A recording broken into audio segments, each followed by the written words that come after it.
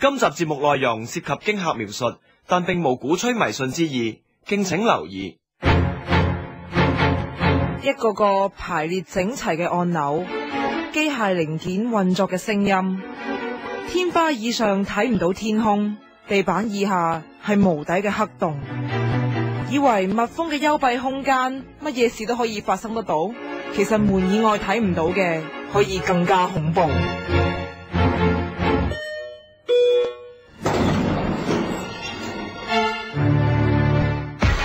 今晚1點 Mr. V、Miss Colin、阿玲貪新懷舊903特備節目，今晚有升降空間。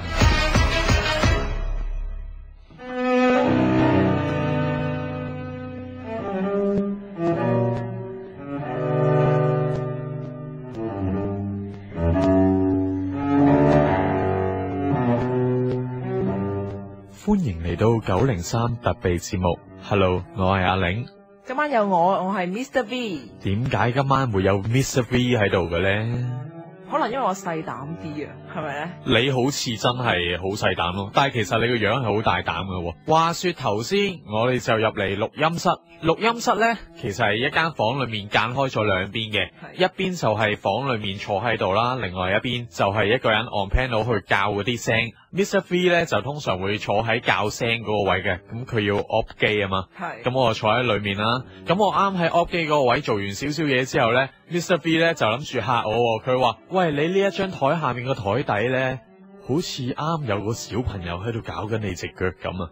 咁佢諗住可以嚇我啦。我本來諗住話佢呢個 gag 會唔會太過分嘅，我話：哇！點知我呢一下，哇！已經嚇到我彈咗去門口咁遠啦，唔好笑，要當時見到嗰件事先好笑。唔緊要啦，唉，總之開今日嘅題目先啦。係，我哋要學雲海咁，今日我哋又開個 case file 啊，2013-10-7-4M 咩嚟㗎？六合彩 number。唉，嚴肅少少先啦，因為始終都唔係一件開心嘅事。點解會有今日嘅主題呢？劇情就去翻到1月31號，當時呢就有一段片段擺咗上網，慢慢呢就去到今個禮拜呢就真係被人瘋傳啦。咁就無論係各大社交網站，甚至係我 WhatsApp 啲 group 就開始不斷咁提呢一個女仔嘅名字啦，就係 Elisa Lam。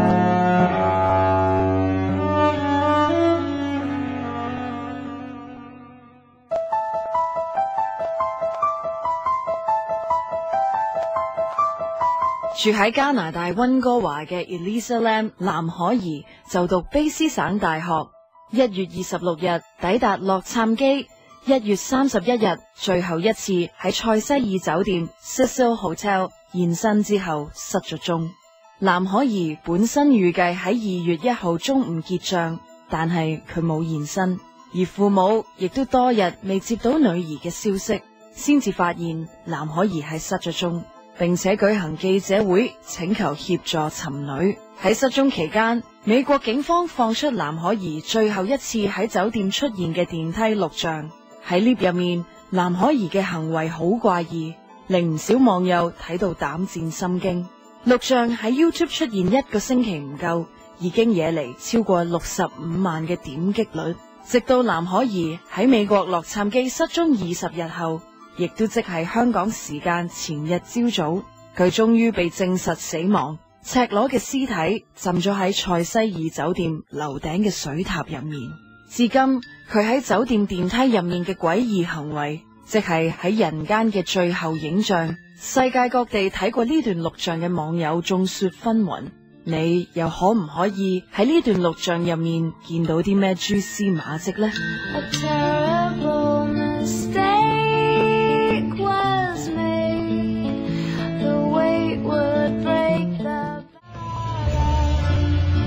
哇，其實我聽西瓜讀嗰一段 segment 嘅 VO 都覺得好心寒，因為呢，我尋晚同阿玲開始講話，喂，不如今晚去講下呢一單案嘅時候呢，成晚瞓覺不斷咁喺度想像嗰個畫面，嗰部 lift 入邊嗰啲模模糊糊嘅影像啊，跟住再連埋我聯想到等間我哋今個節目會講嘅其他一啲電影呢，係成晚冇發噩夢，但係我係好辛苦喎。段片呢，其實就係一部 lift 裏面嘅 CCTV 所拍低嘅。咁裏面呢，首先就係 lift 門打開，冇幾耐之後就有個女仔衝咗入嚟，嗰個就係 Elisa Lam。佢入到嚟之後呢，好快就撳晒啲 lift 掣。奇怪嘅事就開始嚟啦，因為嗰架 lift 呢係唔閂門嘅。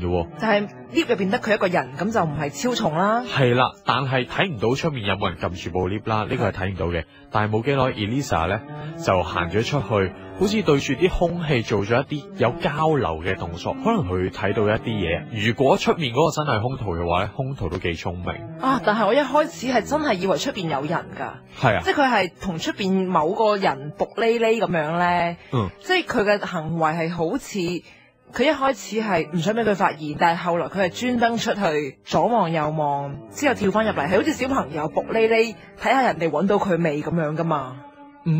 我又唔覺得出面係有人喎，因為如果有人，你起碼我當你有啲影啊，嗰啲都會有噶嘛。係，佢真係完全冇噶喎。咁呢個係我哋睇唔到嘅視線啦，即係我哋未知啦。係咯，所以仍然係停留喺討論嘅階段啦。但係當中段片最奇怪嘅咧，就係 Elisa 不斷喺度扭曲自己嗰啲身體啦。你甚至乎你唔會覺得嗰啲係手語，亦都唔會覺得係舞蹈，你解釋唔到嗰個行為係啲乜嘢啊？係令到人哋心裏面真係發毛啊！望住呢啲咁嘅畫面，去到最後咁上下，佢就對住個鏡頭笑咗一笑，好微嘅一笑嚟嘅啫。之後就走咗啦。但係佢走咗之後呢，嗰部 lift 呢就閂門咯。然之後係頻密地閂門開門，但係一路以嚟大概係3分半鐘到，係完全部 lift 係冇動作嘅。係去到最後嗰部 lift。喺半分鐘內頻密地開門閂門，至少有3次。咁所以就睇完呢段片，網上亦都好多網友忽然間化身金田一啊、名偵探柯南啊，係啦，就喺度嗰啲眼鏡啊，嗰啲都係佢哋抄出嚟噶啦，各種證據啦，眾說紛紜啦。係啊，有啲好有心，即係發動網友攻勢啦，又去 check 翻嗰個酒店嘅格局係點啊，估計佢住喺第幾層樓啊。我睇翻啲美國嗰邊，即係美國人佢哋嘅 comments 就話，其實你知唔知喺洛杉磯或者無論係洛杉磯定係美國警方咧，係好少會將呢啲失蹤人口嘅錄像係釋出㗎，即係佢好少擺上網。而今次佢咁主動將呢一條片擺上網咧，有人就話可能係因為本身間酒店已經係有一啲靈異事件發生，咁警方想透過網上可能有一啲靈媒啊，去推測睇下會唔會係發生咗靈異事件，即係美國人有人係咁樣估啦。而最奇怪嘅事情就係，無論係大陸啦，因為我上大陸嘅 forum 有留意到啦，定係有一啲外國嘅靈媒好啊、塔羅牌啊、茅山術數，都忽然間好準確咁樣可以預測到啊，呢個女仔可能生命有危險啦。啊，有啲就預測到佢死嘅地方係有水嘅，有啲就會預測到話快啲，佢喺頂樓啊，佢已經唔得啦咁樣。而好奇怪地，世界各地俾警方發現嘅預測都好準喎。而且你網上係有嗰啲日期時間啊嘛，所以係冇得馬後炮，冇得改噶嘛。係咯。大家如果想知道翻呢，可以去微博啦，或者可以去一啲報道都有 post 翻當時啲人提早已經預測到咁準嘅一啲結果咯。同埋呢一間酒店 Cecil Hotel 都好邪下嘅喎，好邪，即係有啲酒店評咧，睇嗰啲住客寫嘅意見啊，又會講嗰架 lift 咧係會有啲惡臭啦，係，然之後房裏面咧牆邊突咗一級出嚟嘅，嗰啲木嗰啲，係咯，會通常會上一陣咧深色少少嘅油喺上面嘅，有啲爪痕咯，咁可能淨係踢到甩到嘅，或者動物就嘛，啲寵物搲到咋係嘛？我諗你酒店係唔俾有寵物噶。係，同埋佢呢一爪痕係長角落頭都有，咁我唔知啦，可能係個別嘅房間啦。有好多網友咪話，點解你唔睇下個走廊嗰度有冇阿藍可兒嗰啲影像嘅？係啊，應該有裝 CCTV 噶嘛。係咯，但係冇噶喎，原來係真係冇噶。走廊冇裝到呢啲咁嘅閉路錄像。冇噶，冇閉路電視噶。係。成條走廊長一長，完全冇一個 cam。淨係得嗰個半圓形嗰個 cam set 喺嗰部 lift 裏面，佢作為一間咁邪惡嘅酒店，冇 cam 真係好奇怪喎。係，佢之前已經有好多單 case 出現過，即係喺10幾年前呢，奧地利就已經有個連環殺人犯阿 Jack 都住過喺呢一間酒店5星期。有個特點就係嗰啲通常殺手咧都係長住呢一間酒店咯，就唔係話一兩日嘅。係，但係嗰啲酒店職員又唔會覺得奇怪嘅，佢哋淨係會話啊，呢個住客咧幾日先出嚟一次，然之後就長期自己喺個房門裏面咧就唔出嚟噶啦。但係佢哋又唔會懷疑佢哋喺裏面做啲乜嘢。我覺得嗰啲酒店職員先最奇怪，或者啲警察唔會開始留意呢一間酒店咯，去做呢件事咯。唔係留意就好多年前已經留意噶啦。嗰度有好多妓女啊，又或者係流民喺嗰頭出沒咯。而奧地利呢個殺手就喺嗰度殺咗好多名妓女咯。呢一間酒店最出名嘅代表作，美國史上10大懸案之一，到依家都仲未被偵破嘅黑色大理花懸案。之前咪出戲咪就係呢一出啊，有 Scarlett 嘅。係啦，依家上網都仲可以揾翻嗰啲圖片，而且仲係當年警方影低嗰張真實 case 嘅相。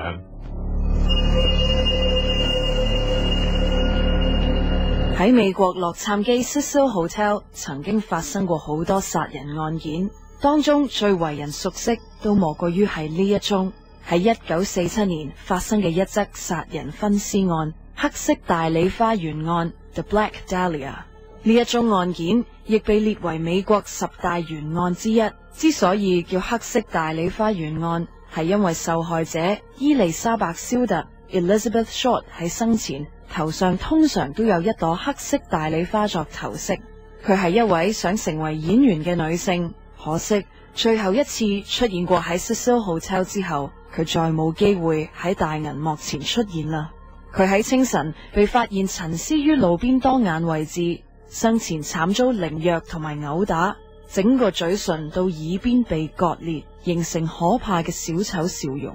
屍體被劈斷兩邊，所有器官都被抽出，身軀嘅血液亦都徹底流乾。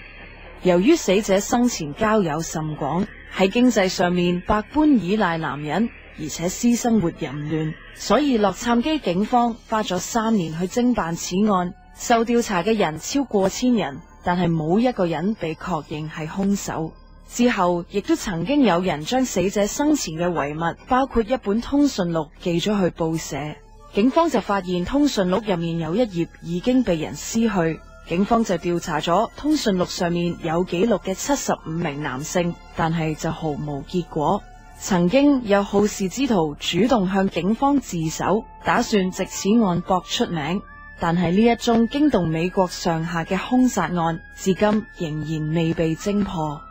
案件後嚟被改編成為多部作品，其中包括由美國作家詹姆士艾洛伊 James Ellroy 所寫嘅一部驚慄小說。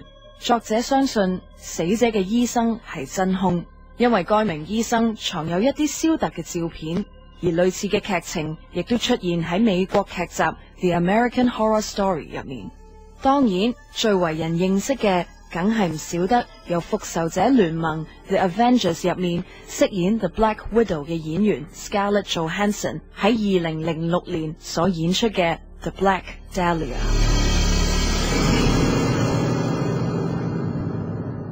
好實際就係睇住個閉路電視影住部 lift 嗰4分鐘，又冇配樂，又冇特技，冇任何嘢，大家覺得好驚啦。咁我反而喺度諗，點解我會驚？又嚟啦 VR 學者上身。係啊。唉，唔係因為睇戲睇上腦啊嘛，恐怖電影你做俾你睇啊嘛，即係有 budget 又有成支 team 喺度，我都未必有睇呢4分鐘咁驚。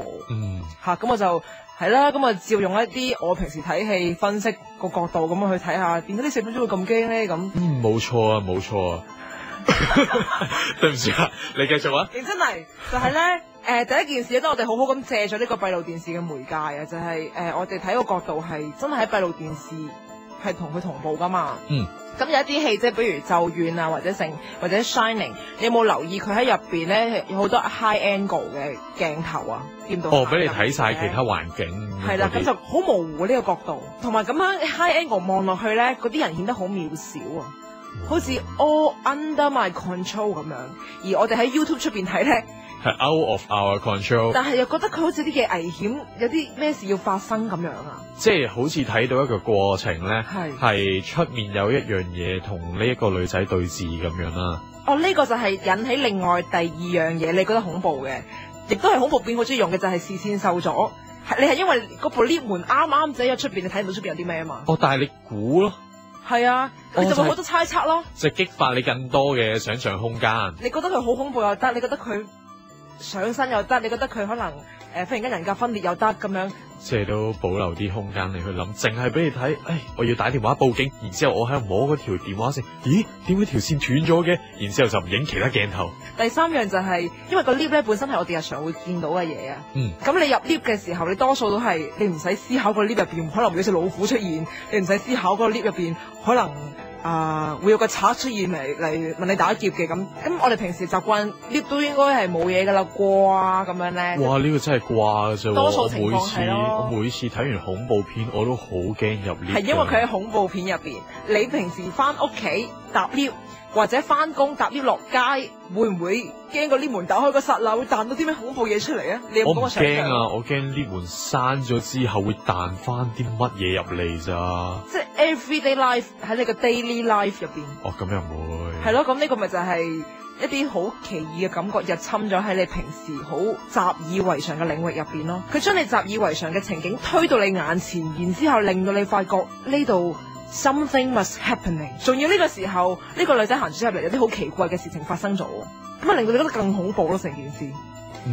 感覺就好似平時坐喺 office 嗰張台喺度 mixing 嘅時候，突然之間有人入嚟喺我前面喺度做一啲動作，然之後俾個大信封我。又或者係你而家你後邊有人咯。喂，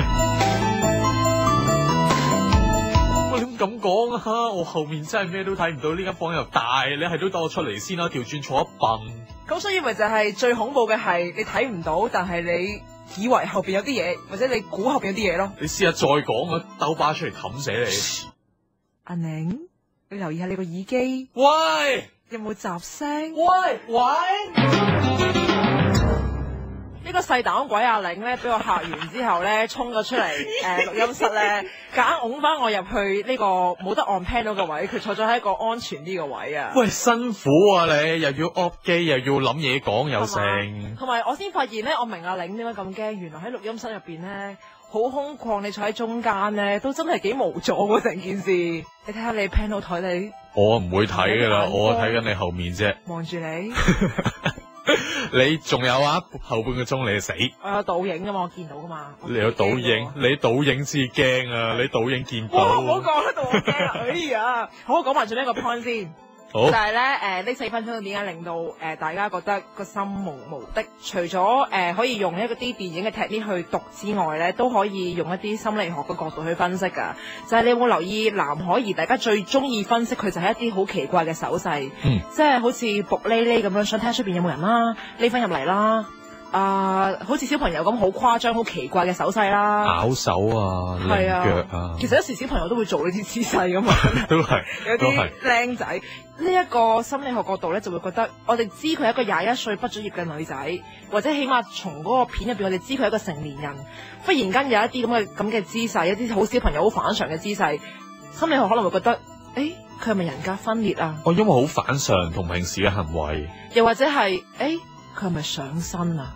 因為而家科學角度咧係唔可以好嚴格咁樣去解釋到究竟佢係上身啦，定係佢只不過係人格分裂咯，冇一個好 clear cut 㗎。我諗從來都冇好確定嘅角度㗎啦。係啊，咁所以呢一樣嘢又會令到我哋覺得更加恐怖，就係佢點解忽然間會咁樣，即係啲突變啊。點解呢個人忽然間會咁樣？我都唔明點解頭先阿 V 咧會喺我坐喺裏面嘅時候，突然之間講嗰啲好恐怖嘅嘢，明明自己都係一個大學畢業有學識嘅人嚟。你聽下你個耳機。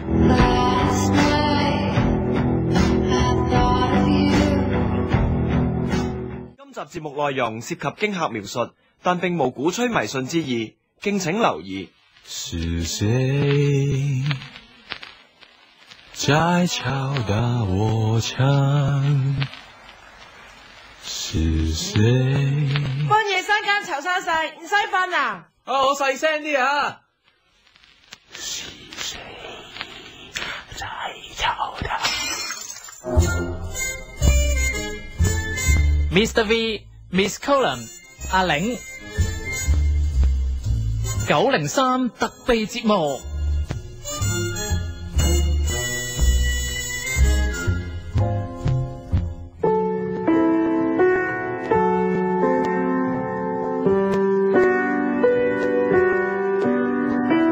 1點半翻嚟之後，仍然有我阿玲同埋坐喺封閉式空間裏面，自己一個冇其他人，但係可能有其他嘢陪住佢嘅阿 V。Hello。講翻我哋呢一集講咗啲乜嘢先啦，所有呢啲我哋會講嘅恐怖電影係源於最近一單案啦，就係藍可兒喺美國失蹤，然之後最近發現屍體嘅 case 啦，同埋佢最後一次出現喺一間都幾邪嘅酒店嘅 lift 口，就係 Cecil Hotel。嗰4分鐘片被各大網絡瘋傳，咁所以就有咗我哋今晚講嘅一啲關於 haunted house， 即係一啲撞鬼嘅屋啊，又或者可能係一啲靈異力量嘅屋咁嘅話題啦。但係其實 haunted house 咧都喺電影裏面幾常用到嘅喎。呢個主題好玩啊，即係好容易玩啊。嗱，例如好似香港租屋咁，你都好驚凶宅㗎。甚至我租屋，我聽嗰啲地產代理係如果嗰間屋係凶宅，佢哋可能會有一啲人唔敢帶你上去㗎。佢俾條鎖匙你自己上去睇咯。都有啲真係好猛下㗎嘛。你聽過猛嘅係喺九龍灣啊？係喺九龍灣有一個大型嘅屋苑裏面咧，就有一單五鬼嘅案件啊！五鬼有5條屍咯，一共，而且唔係一次咯。逢係 haunted house 咧，嗰啲事一定唔止淨係發生過一次噶嘛。即係好似不斷咁重複發生咁。係啦，就好似閃靈裏面有一句咧，嗰2個鬼魂咁嘅女仔咧，同個男仔 Danny， 即係 Danny 係主角啦，係人類嚟啦。男仔啦，即係喺入邊一家人入邊個仔啦。係啦，佢係同佢講 Come to play with us forever, ever and ever， 係不斷循環咁樣啊！哇，呢個係最恐怖嘅，不斷循環咁發生。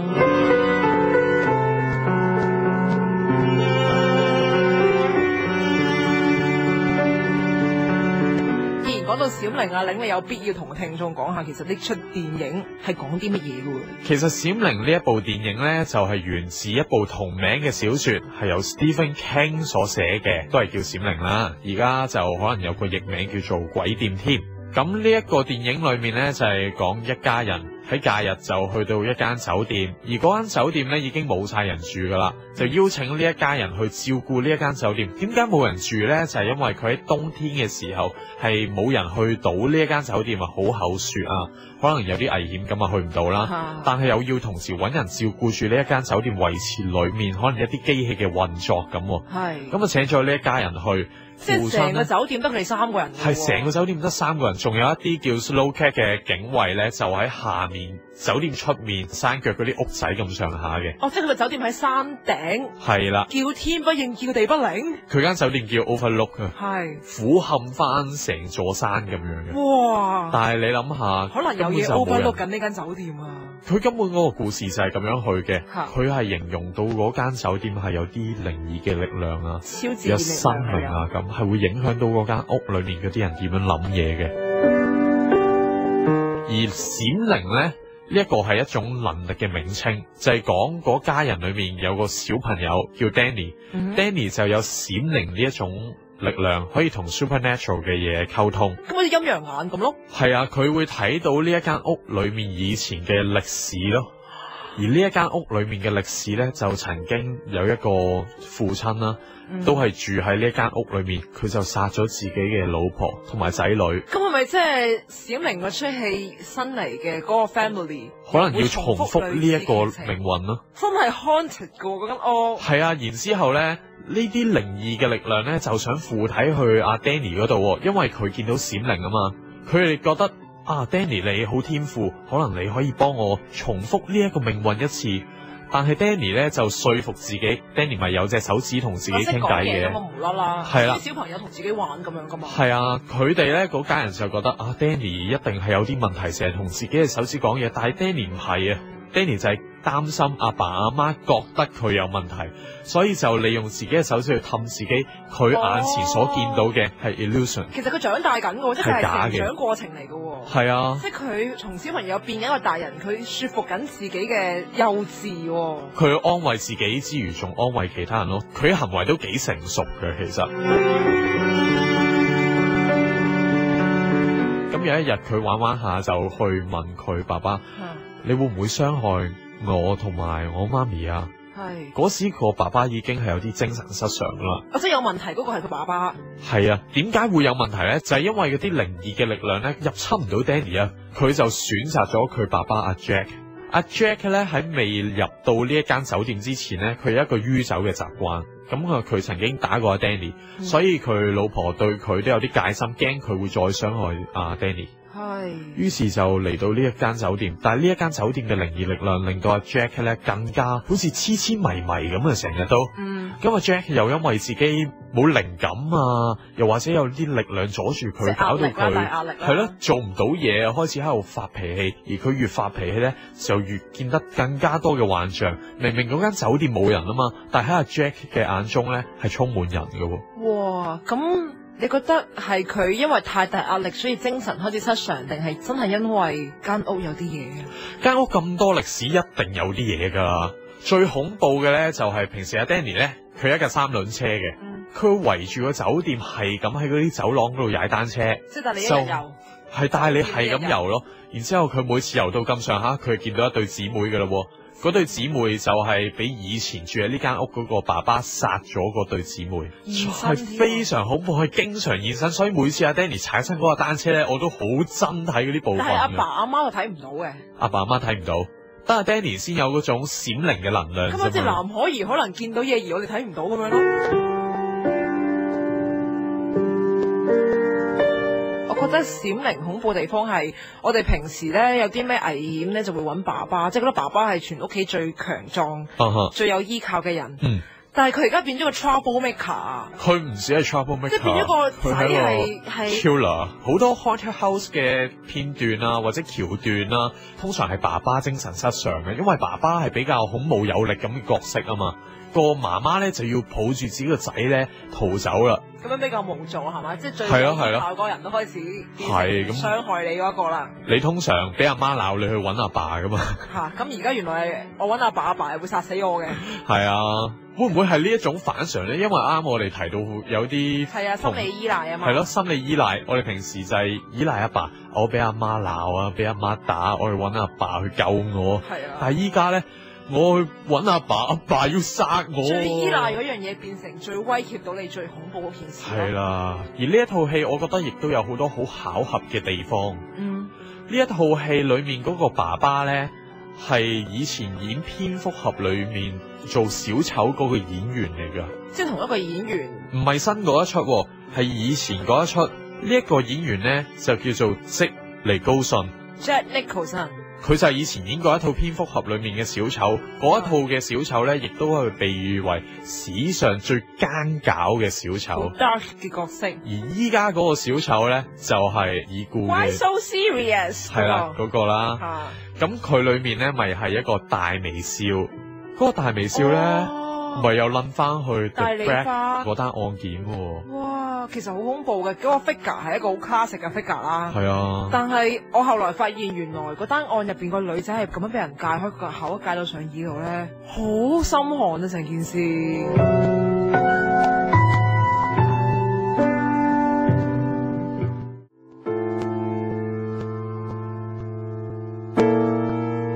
阿玲，咁你今集就講咗Stanley Kubrick， 即係美國恐怖電影史上一出好重要嘅電影啦。咁我都係做功課，我做咗出日本，亦都係恐怖電影史上面都幾里程碑式嘅電影啊，就係《咒怨》。咁《咒怨》有《咒怨1》《咒怨2》啦，同埋本身有電視劇嘅有出。講少少《咒怨》本身個古仔係講咩先？就係一個好傳統日本嗰啲屋企，咁就可能有2層咁樣啦。咁就一個新嘅 family 住入去，就有少少似你話閃靈咁樣，就一個新嘅 family 去入咗一個大家會見到嘅地方啦。咁就係佢屋企啦。搬咗入去之後咧，原來又係凶宅，又係 haunted house。咁而呢一間屋之前係個老公懷疑個老婆有外遇，係啦，殺死咗佢。而個老婆因為日本人有個概念叫咒怨，大家可以解釋嘅。佢個怨念太深，就喺個老公殺死佢嗰一刻，個老婆已經即刻化成怨靈喺背後一刀殺死咗佢老公。吓？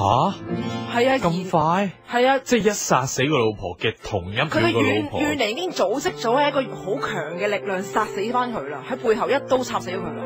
哇！咁個老公實際即係殺老婆啦，然之後呢間屋就變咗凶宅，當然所以佢個租亦都平啲啦。所以有一對新婚夫婦搬咗入去，又開始有好奇怪嘅事。而呢一單嘢就唔係個老豆有啲咩問題，而真係個怨念啊！即係呢個老婆叫加椰子，加椰子變成嘅怨念去不斷咁害同呢間屋有關嘅人，或者搬入嚟嘅每一個人。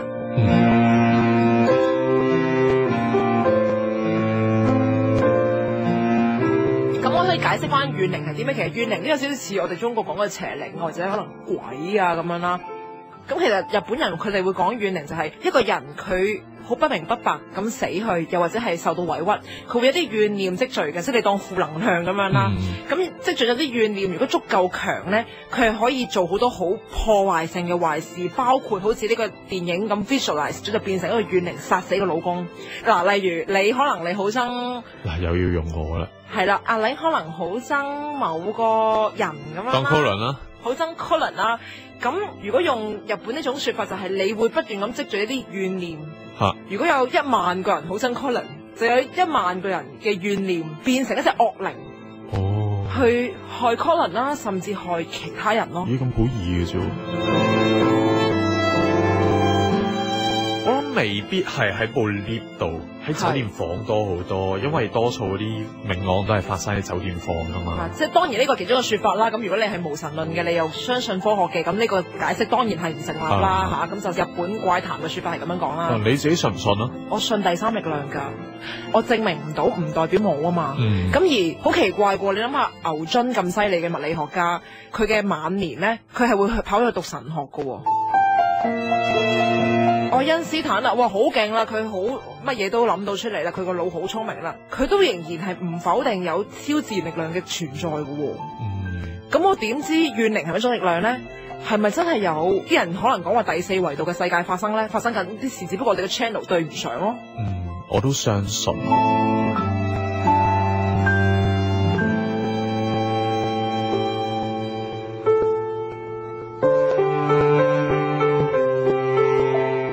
另外一件事我想講就係頭先，不如講過嗰4分鐘片，我都覺得幾東方恐怖，就係佢哋嘅日常性同埋冇因果性啊。即係譬如我哋唔知點解藍可兒會受害噶嘛？啲訪問係訪問翻佢啲同學話冇喎，佢份人好 nice 嘅喎，冇乜嘢嘅喎，好體貼好溫柔呢個女仔，冇咩奇怪嘅嗜好，又唔酗酒又唔剩嘅喎咁樣。尤其係日本嘅恐怖電影嗱，你諗下午夜兇靈，只要睇到隻碟啲人就會死，無論你係好人定壞人，就怨。只要你同嗰間屋有關係，你都會死，無論你係邊個。甚至乎日本，譬如秋葉原殺人事件，你只要行出去秋葉原，啱啱嗰個殺人犯去到，你就會死噶咯。你可能唔識佢噶，無差別殺人事件。呢件事係最恐怖嘅，係冇因果。我唔係做咗啲咩壞事得罪你啊，我唔係做咗啲咩衰嘢傷天害理啊，係唔知點解就呢個惡果會降臨喺我身上啊。即係每個人都有遇害嘅可能性。解釋唔到，呢個係最恐怖噶嘛。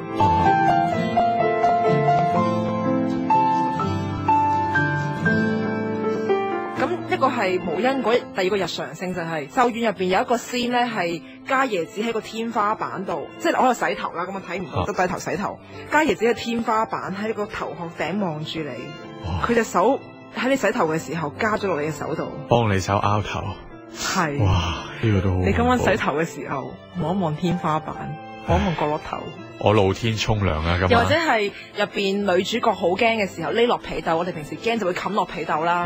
家椰子個仔喺你個被竇度望住你，哇，好鹹濕下喎！係咯，好鹹濕咁樣諗咯，但係都幾恐怖。當佢一個你唔知嘅小朋友，成身發白，跟住睜大隻眼望住你。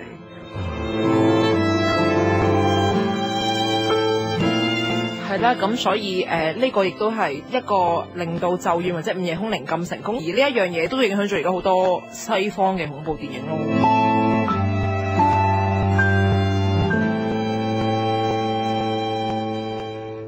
Mr. B、Miss Colin、阿玲903特備節目。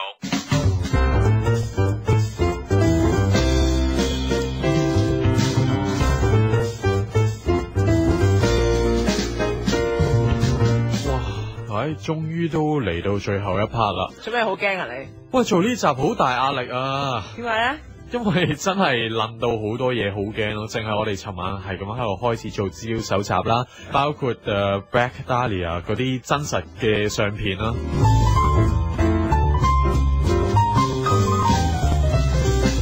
係好啦，嚟到最後一 part 啦，最後一 part 咧一定要介紹呢一套劇集，呢一套劇集本來阿 V 介紹俾我睇嘅，好正啊，非常正 ，The American Horror Story。或者你如果上網 search 嘅話，就可能中文係美國恐怖故事啦，直譯咁就美國霍士電視台拍嘅。佢主要係圍繞住一間 haunted house 去講一啲美國奇怪嘅，可能係民謠啊，可能係一啲 urban legend 啊，又或者係一啲真實嘅案件。咁嗰啲真實嘅 case 咧，直情係包埋隻 Black Dahlia 喺裏面。哇！嗰集我最驚。點解咧？嗱，可能因為我有睇《科學怪人》嗰出片，直入咗就覺得啲醫生都係好恐怖㗎啦，即係真係好 creepy。你將你嘅生命交俾佢。佢做喺你身上開刀做啲咩嘢，我唔知噶嘛，我都唔識啦。當然，咁個醫生如果佢有啲咩 evil thinking，我嘅生命喺佢手上。